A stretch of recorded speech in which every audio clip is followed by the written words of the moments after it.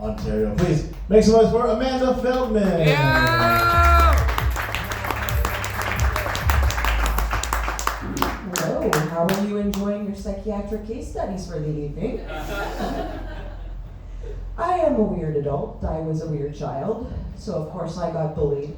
In school I got bullied bad, I got pushed around, I got called horrible names. The teachers were so mean. Homeschool really sucks. I hope I graduate soon. I really did grow up in an abusive home. There was violence in the home. You hear about some kids getting the wooden spoon. This was a Jewish home, so I got the ladle. Most Jews get to spin a dreidel. I get hit in the ass with a ladle. Which is, of course, how I acquired my pancake ass. Thank you so much. Thank you, Mom. I went to a club one time. This guy came up to me and he said, "Hey, baby, shake what your mama gave you." So I asked him, how does one shake their crippling self-doubt? Oh, fun fact, did you know that any swing can be a sex swing if you simply ignore the confused scream cries of the children? I learned this in homeschool.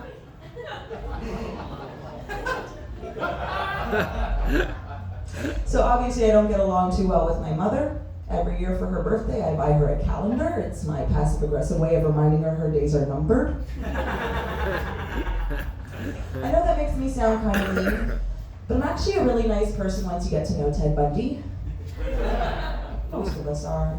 No, but say what you will about Ted Bundy, at least he was a planner, okay? My ex-boyfriend decided he was going to take us on a romantic getaway. So he booked the Greyhound bus, the most romantic mode of transportation, over to Hamilton, the Paris of Ontario. Unfortunately, the experience is just not quite the same when you have to run through African lion safari. Not very romantic. I am a bisexual woman who is under the impression that straight bros have absolutely no idea what that means. Because I've dated a bunch of them and I've come across this situation way too many times. "Hey babe, I know we've only been out on a couple of dates, but I'm really feeling this. I see you as endgame. I want it to just be me and you. Ever since I met you, I'm done with all these other girls. Who are all these girls on my phone? I don't even know. Who's this? I don't need to fuck her. Who's this? Oh, that's my mother. Screw her. You're the only woman I need, babe.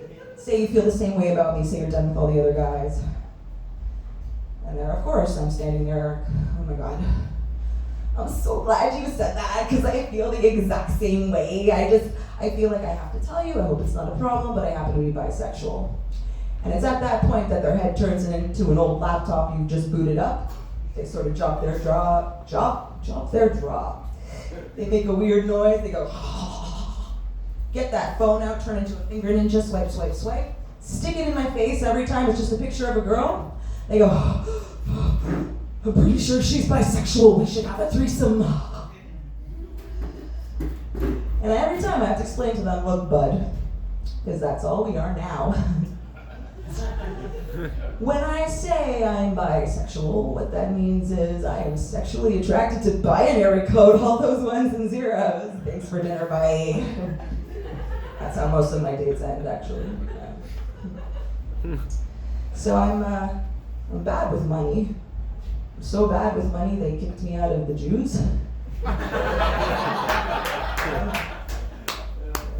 I still identify as Jewish, though, because that's what Hitler would have wanted.